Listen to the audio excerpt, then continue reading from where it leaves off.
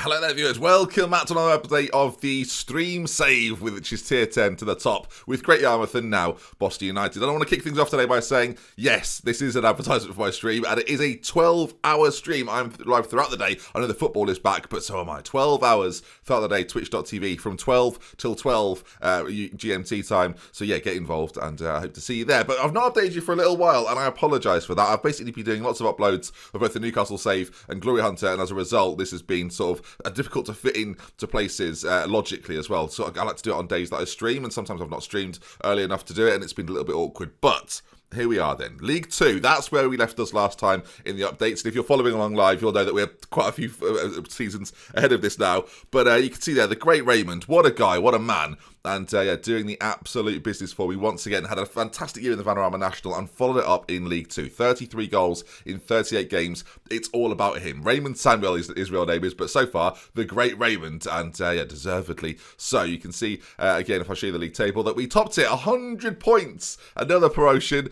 And yeah, things are looking good. To be honest, we've got a team that shouldn't be doing this well, but equally, with the great Raymond up top, it makes life a hell of a lot easier. Shout out to Phil Leader, though. He's been with us for ages now, started with Great Yarmouth in the Bet Victor Isterman Premier Division, and was a superstar then, and had a better season this year in League 2 than he did all the years back then. In between that, has been doing okay, but not fantastic. But this year, 12 assists, 9 goals. What a man. The squad is continually refreshed, and of course, you know where this is going, I hope. We will now go on to League 1, where I can update you right now. So here we are then, League 1, and only 44 games played because of Berry's absence at the beginning of FM20. You can see there 93 points. Blackburn pushed us all the way for the league title, but we did it. Superior goal difference and 3 points in the end, actually the difference when you take everything into account. And well, this season had some ups and it had some very much downs as well. It was a weird year. The FA Cup has been a continual issue for us, and this year defeat to Bournemouth on a replay as well. We were going for it this time and didn't quite get over the line. But again, a really good 3-3 draw against them the first time around. Basil Tahar came in and did the business, and there was reason for it, viewers. Basil Tahar joined us, and yeah, well, there's a reason for it. As I say, there's a reason for it. Let's show you that reason right now. The great Raymond eventually left us. That's right. He was having a pretty decent season once again, with 2 goals in 6 at the very start, 2 assists as well, 7.37. He was set to have a phenomenal League 1 season.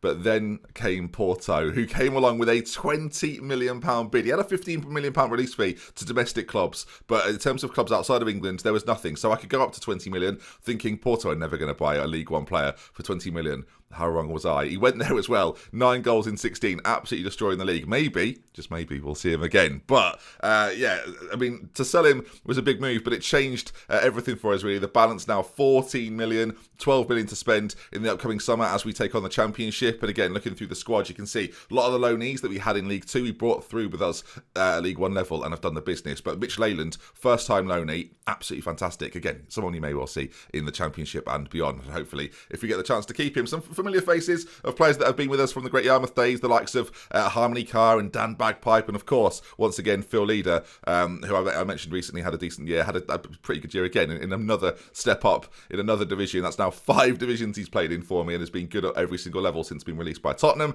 And yeah, the squad hasn't got that much value to it other than the guys that have got it on loan. There's a few players we had to bring in to try and plug the gaps that were left.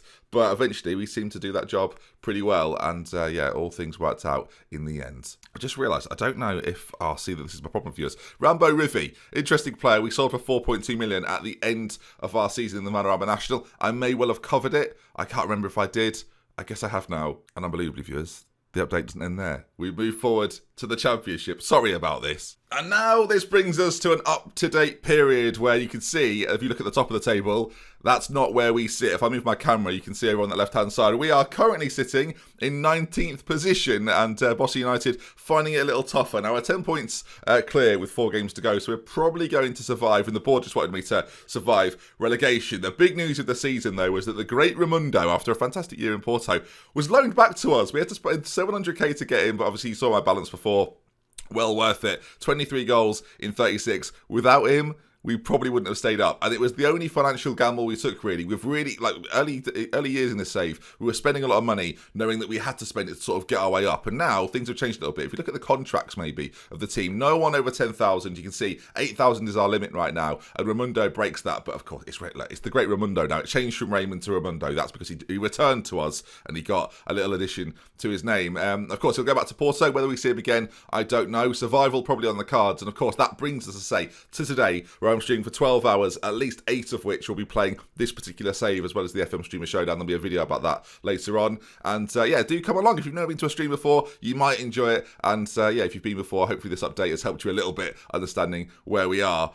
We are relegation threatened. But yeah, we're going to kick off the stream today with trying to survive, and then another window to try and build a team ready to take ourselves to the Premier League at some point, hopefully in the next couple of years.